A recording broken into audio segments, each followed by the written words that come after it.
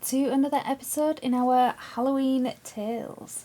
Today we're diving into A Queen's County Witch, which is a folktale all the way from Ireland. Now, I found surprisingly that there are 3 different tales in Ireland about witches and bewitched butter and milk. And me, I've just happened to pick the one that has absolutely no history on Google and has no origin that I can find anywhere. So if you are from Ireland, or if you know this tale a lot better than I do, and you know where it comes from, please comment that down below. I always like to absorb knowledge from my community like a sponge. So, that being said, let's dive right in. Now, it so happened one night around midnight that a priest that lived near Rathdowney in the Queen's County was called upon to attend to a dying man in a distant area of the parish. The priest obeyed and performed his duty to the expiring sinner, and saw him depart this world before he left his house. Now, as it was still in the middle of the night, the man who had called the priest to the cottage offered to accompany him home, but the priest declined and said, No, I am quite safe to walk home on my own." And as he was walking, as the grey dawn appeared over the hills, the priest was enraptured by the beauty that lay before him, gazing intently at the bats and the fireflies that flitted around the country hedgerows. He journeyed on slowly before he decided to get down from his horse and really enjoy the coming dawn by walking on foot. And he commenced reading his morning office as he was walking along, just reading it back to himself, making sure that that was exactly what he wanted to say. Now, he had not walked very far when he observed that his horse was doing some very strange behaviours. What was usually a very spirited animal was endeavouring to stop dead in the middle of the road, and seemingly was transfixed by a field full of cows. The priest ignored his behaviour and gently was tugging on the reins to make him walk forward. And they continued on a few steps when the horse suddenly plunged with great violence and endeavoured to break away from his reins. Now the priest, with great difficulty, succeeded in restraining him, but looking at him more closely, saw that he was sweating profusely and shaking from head to hoof. Now the horse was now calm enough that he was no longer plunging and being a danger to himself and the priest and anyone in the vicinity, but he stood rooted to the spot. He refused to move either forwards or even backwards, no matter the threats and entreaties from the said priest. Now the priest was flummoxed about his horse's behaviour. It wasn't usually like this, but he recalled that frightened horses are usually coerced into walking forward as if through fires by tying a blindfold around their eyes, and so he took his handkerchief out from his robes, and he did just that. He then remounted the horse and urged him gently to go forward, and the horse very slowly obliged. Now they had not gone far when they arrived opposite a narrow lane, or a bridleway, and this lane was flanked either side by very tall hedges. And the priest happened to look down this path, and he saw a spectacle that made his blood curdle. The legs of a man from the hips downwards, with no body, no head, no nothing, was quickly trotting down that path towards them at quite a speed. Now the priest was very much alarmed, but due to his faith, he was determined to become better acquainted with said spectre. He got down from his horse again and stood at the entrance to the lane. Now the spectre stopped also, as if afraid to approach him.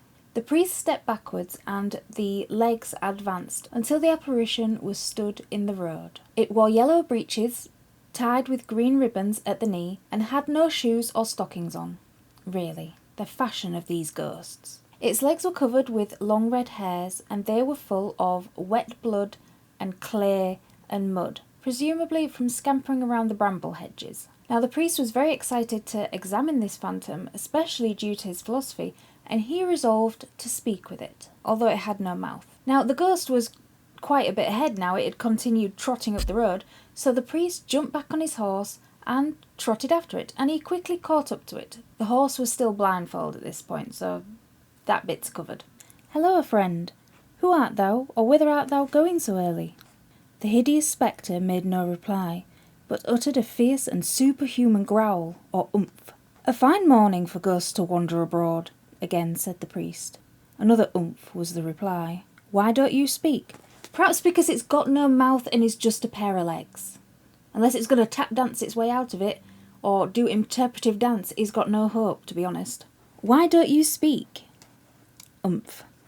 You don't seem disposed to be very loquacious this morning. I'm not exactly loquacious before I've had my morning coffee. And I'm not particularly loquacious after that neither.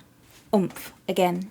The good man began to feel irritated at the obstinate silence of his unearthly visitor, and said with some warmth, "In the name of all that's sacred, I command you to answer me. Who art thou, or where art thou travelling?"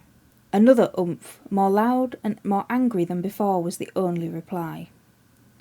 "Perhaps," said the father, "a taste of whipcord might render you a little more communicative." And so saying, he struck the apparition a heavy blow with a whip on the breech.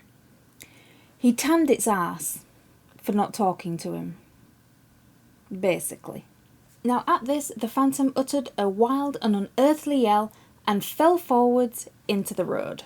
And the priest was astonished, not at the legs falling into the road, and not at the unholy, unearthly yell that it produced, but the moment that the phantom cracked on the road, the entire road was flooded with milk. It was like just a sea of cream, a sea of milk. The priest was struck dumb with amazement, and the prostrate phantom and still continued to eject vast quantities of milk from every orifice. Just take a second to imagine that one. The priest's head swam, his eyes got dizzy, a stupor came all over him for some minutes, and on his recovering the frightful spectre had vanished, and in its stead he found stretched on the road and half drowned in milk the form of Sarah Kennedy, an old woman of the neighbourhood who had been long notorious in that district for her witchcraft and superstitious practices, and it was now discovered that she had, by infernal aid, assumed that monstrous shape, and was employed that morning in sucking the cows of the village.